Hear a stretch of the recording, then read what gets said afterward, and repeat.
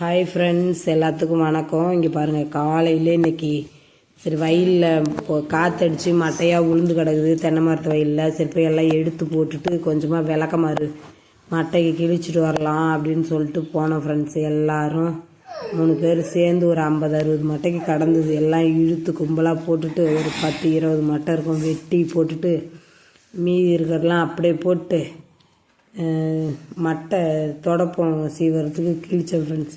அதுக்குள்ளே நான் பாதி இழுத்துட்டு வந்து போட்ட உடனே சரி நறுக்கி போடுவோம் அப்படின்ட்டு நான் வந்தேன். கொடுவா ஒன்றும் சரியில்லைன்னு சொல்லிட்டு சரி மட்டை மட்டுமா கிழிச்சிட்டு போவோம்னு சொல்லிட்டு நான் கிழிச்சேன். அதுக்குள்ளே பாப்பா தம்பி எல்லாம் மீதி இருந்ததெல்லாம் எடுத்துகிட்டு வந்து போட்டாங்க. நான் மட்டை கிழிக்க ஸ்டார்ட் பண்ணோடனே எங்கள் பாப்பா போய் வீட்டில் அருவாமனை எடுத்துகிட்டு வந்து வச்சுக்கிட்டு நான் கிழிச்சதை எடுத்துகிட்டு போய் வச்சுக்கிட்டு நான் தான் சீவேன் நீங்களாம் சீவக்கூடாதுன்னு சொல்லிட்டு வச்சுக்கிட்டு ஒரு 2-3 சீவு இருக்கும் சீவி வச்சுக்கிட்டு ஜாலியாக விளையாண்டுட்டு இருந்தது.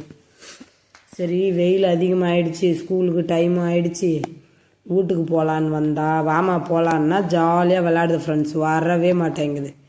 அப்புறம் மொல்லமாக கூட்டிகிட்டு வீட்டுக்கு வந்தால் மாடு எல்லாம் வீட்டில் இழப்பு வாங்குது ஃபுல்லாக. அப்புறம் என்ன பண்ணுறது, அப்படியே அப்புறம் தீவனம் எடுத்துகிட்டு வந்தோம். எப்போ தீவனம் எடுத்துகிட்டு வந்தாலும் இது ஒரு பிரச்சனை எங்களுக்கு. எங்களால் 2 பேர்த்தாலையும் தூக்க முடியாது. யாரை கூப்பிட்டாலும் கொஞ்சம் வரமாட்டாங்க. அப்புறம் நானும் என் மௌனுமே மொல்லமாக கீழே தள்ளி